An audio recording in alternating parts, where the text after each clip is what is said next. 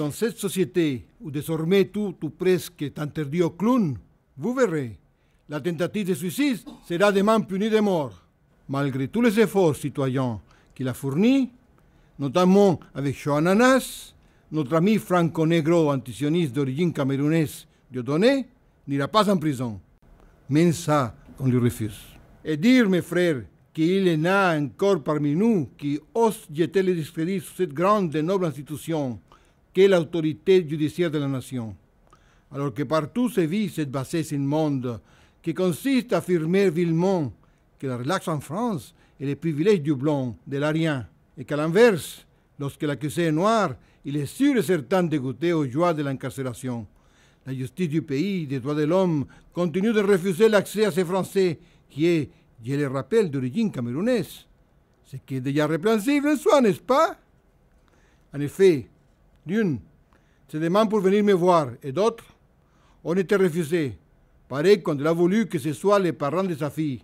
Dégage! Aussi, quand Cheikh Abderrahmane El-Jaguari lui a demandé d'être témoin à son mariage, et même traitement pour ses propositions de se produire gratuitement à la Maison centrale de Poissy et à Fleury-Mérogis. L'établissement pénitentiaire où Yannick Noah, lui, par contre, a pu se produire. Cela malgré qu'il y ait au moins autant franco-camerounais que notre bamboula préféré à nous, et dès lors au moins autant nègres. Eh bien, ce mardi 27 novembre 2012, 100 ans en toute logique après le naufrage du Titanic, pour Chaud Ananas, cette reprise de Chaud Cacao, que nous l'avons écrite avec Robert Forisson et des amis détenus comme moi, mais plus irrécupérables encore, eux, puisqu'ils sont juifs, c'est uniquement une simple amende, une toute petite amende de 20 000 euros seulement, même pas les salaires d'un sous-préfet, que le glacial tribunal correctionnel de Paris a condamné celui qui est pourtant l'ennemi public numéro un, entre les médias, le CRIF et la LICRA, Bernard-Henri Lévy, Cindy Léonie, la présidente de SOS Racisme, Magouille et compagnie. Quelle honte!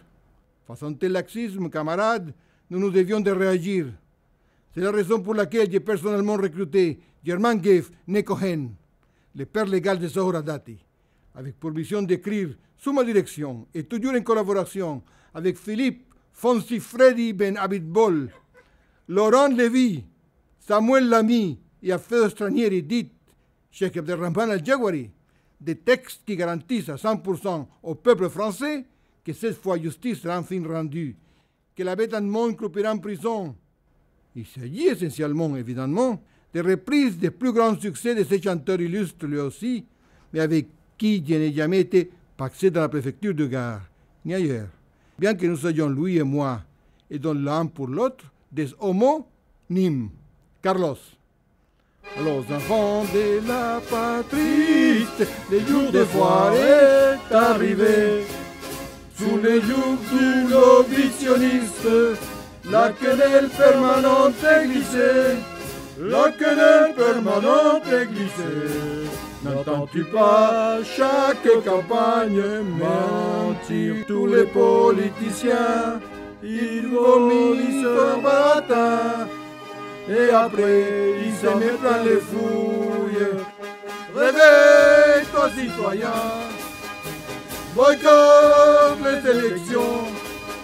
La solution, il n'y en a pas une, c'est la révolution.